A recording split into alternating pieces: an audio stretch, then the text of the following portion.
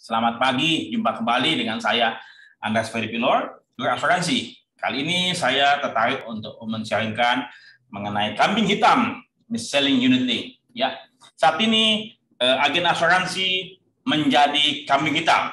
Ya, ini buku saya yang mesti Anda baca sebelum Anda menjual asuransi unit link ini dan sebelum Anda membeli unit link. Ya, kembali lagi saya sampaikan, agen asuransi saat ini yang sebagian besar di luar sana hanya dididik, diberikan pelatihan sangat singkat, dan materi terkait dengan unit link pun juga sangat minim sekali. Kalau Anda tidak percaya, Anda lihat materi pelatihan Anda mengenai unit link ini. Coba lihat apa isinya. Saya pikir tidak setebal buku saya, sangat minim. Karena unit link ini bukan produk asuransi yang mudah dipahami oleh para agen yang baru direkrut, dilatih. Saya khawatir maka orang buta yang menuntut orang buta. Ya, mis-selling, agen asuransi dieksploitasi dan dipersalahkan. Ya, semua lepas tangan, perusahaan asuransi, ya, asosiasi perusahaan yang menaungi saat ini agen asuransi. Bahkan ada beberapa pihak yang menamakan Persatuan Agen Asuransi, ya, Persatuan Agen Asuransi. Ya, disampaikan bahwasannya menilai praktik mis-selling yang terjadi di lapangan bisa saja disebabkan oleh agen asuransi tidak paham secara menyeluruh atas produk yang dijualnya, atau agen memiliki motivasi yang berorientasi terhadap penjualan sehingga kurang transparan dan menjelaskan produk. Oke, kembali lagi, kalau agennya tersebut 1-2 orang yang melakukan hal tersebut, mungkin saya bisa menerima statement ini. Tetapi kalau sebagian besar agen dari banyak perusahaan asuransi melakukan hal yang sama, saya khawatir ini sudah terlaksana sedemikian rupa, sedemikian rapi oleh perusahaan asuransi. Ya, jadi agen asuransi ini adalah produk perusahaan asuransi. Ya, jangan sampai katakanlah mereka yang melatih, mendidik, ya, membentuk agen asuransi yang tadi awam, yang sama sekali tidak paham asuransi, diberikan pelatihan singkat, kemudian ada terjadi kekeliruan ini. Lantas perusahaan asuransi angkat tangan, salah kamu tidak paham. Bahkan tadi nih, Perkumpulan Agen Asuransi Indonesia (PAAI) ya mensinyalir, menilai disebabkan oleh agen asuransi tidak paham. Bagaimana paham, pelatihan cuma singkat sekali. Ya, saya khawatir persatuan agen ini mestinya melihat lebih jauh ke depan, ya, bahwasannya mesti dicarikan investigasi, dicek, ditanyakan bagaimana pelatihan, sisi pelatihan di masing-masing perusahaan asuransi. Kalau katakan misalnya semua temanya, caranya sama, berarti apa? Bukan agen asuransi yang salah, tapi cara pelatihan, cara pendidikan itu yang salah. Cara mencari bahan agen tersebut salah juga. Garbage in, garbage out. Sampai yang masuk, sampai yang keluar. Kalau materinya bagus, hasilnya pelatihannya bagus, pasti hasilnya bagus. Saya khawatir belum ada investigasi secara detail sehingga semuanya lepas tangan. Dan hasilnya apa? Kambing hitamnya adalah agen asuransi. Kasihan sekali. Padahal agen tersebut ada profesi yang cukup baik dan cukup mulia membantu masyarakat luas. Ya. Nah, ada beberapa hal yang saya pikir saya mau coba sampaikan.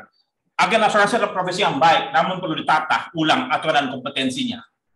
Perlu dibentuk asosiasi agen asuransi umum dan jiwa yang independen dan membela kepentingan. Ya, jadi jangan sampai Anda agen asuransi bernaung di sebuah asosiasi yang tidak membela Anda. Padahal Anda sudah membayar, yang bayar iuran tahunan, membayar pelatihan dan segala macam. Coba bayangkan, uang yang Anda bayarkan agen asuransi, ya, agen asuransi berjumlah katakanlah 100.000 agen. Kemudian Anda mesti bayarkan 100.000 per tahun. Berarti apa? Ada 10 miliar yang diterima oleh badan tersebut. Ya, 10 miliar. Ya. Kalau katakanlah agennya berjumlah 500.000 dikali 100.000, berarti apa? Ada 50 miliar. 50 miliar. Nolnya ada berapa? 10. Jadi ini bukan masalah uang kecil. Sehingga saya pikir perlu dibuat asosiasi agen asuransi umum dan jiwa yang independen, yang membela kepentingan agen asuransi. Dan semua perusahaan asuransi harus menerbitkan perjanjian kerjasama keagenan asuransi. Saya khawatir tidak semua agen asuransi punya perjanjian keagenan, ya, dan tidak semua agen tersebut mendapatkan pendidikan yang memadai. Perusahaan asuransi harus melaporkan secara rutin daftar agen asuransi yang bekerjasama kepada siapa? Regulator. Saya khawatir regulator tidak punya daftar agen secara nyata, faktual pada suatu waktu. Katakanlah misalnya jumlah agen asuransi Indonesia berapa jumlahnya pada tanggal 1 Januari 2022. Pasti mereka angkat tangan. Kenapa? Karena database pelaporan dari perusahaan asuransi tidak berjalan dengan baik. Karena kenapa? Karena mereka itu hanya mencari agen sebanyak-banyaknya, tapi tidak menata dengan baik agen tersebut, tidak melakukan pelatihan dengan baik. Jumlah agen jauh lebih penting dibandingkan kompetensi agen. Keliru. Ya. Agen asuransi harus dididik oleh perusahaan asuransi terkait dengan produk dan aturan perusahaan. Tetapi kalau kompetensi teknis dan tata cara menjual harus distandarisasi oleh siapa? Oleh agen asosiasi agen asuransi. Ya. Kode etik dan perilaku ditegakkan. Jadi saat ini kode etik dan perilaku agen asuransi sudah terlambat, sudah out of date, mesti diupdate. Coba Anda lihat kode etik agen asuransi yang ada di website asosiasi. Udah out of date, tidak sesuai lagi. Jadi mesti apa? Ditingkatkan, diperbaiki. Nah, mengapa saya mengkomentari bahwa agen asuransi harus punya asosiasi sendiri? Agen asuransi itu seperti dokter.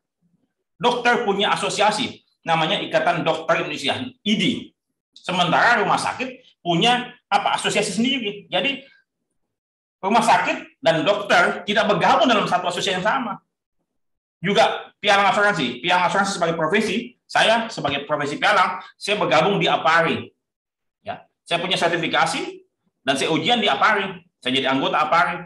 Dan itu ditegaskan dalam undang-undang ataupun peraturan-peraturan ataupun surat edaran di OJK bahwa seluruh pialang asuransi profesional individu harus bergabung di APARI. Sementara perusahaan pialang ada asosiasinya itu APARINDO. Jadi beda perusahaan sama individu.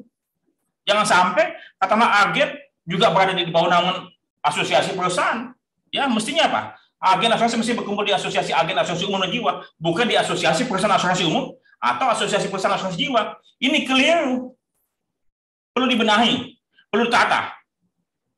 Saya harapkan agen tidak lagi dieksploitasi. Kenapa? Karena mereka mereka adalah ujung tombak industri perasuransian. Tapi kemudian jangan sampai memanfaatkan agen ini dengan semena-mena. Kasihan agen. Mereka punya hubungan baik dengan keluarga akan terpecah, akan terpisah. Kenapa? Karena kita perusahaan asuransi, praktisi perasuransian yang tidak melakukan fungsi kita dengan baik. Ya. Nah, beberapa hal yang saya ingin coba sampaikan. Sistem rekrutmen agen asuransi saat ini kurang benar, kurang tepat. Kenapa? Tidak punya standarisasi. Coba Anda lihat bagaimana sistem rekrutmen, bagaimana kriteria agen asuransi. Ya, semua orang bisa dijadikan agen. Tidak semua orang bisa jadi agen dan tidak semua orang ingin jadi agen. Ya, saya sebetulnya ingin jadi agen, tapi saat ini saya menjadi guru asuransi, saya ingin melakukan pelatihan dulu edukasi. Karena kalau jadi agen berarti saya menjadi pemasar, menjadi penjual. Sementara kalau saya jadi guru asuransi, saya bisa lebih netral mengajarkan kepada semua orang. Ya. Sistem pelatihan dan pendidikan agen asuransi perlu apa? Distandarisasi. Saat ini belum ada.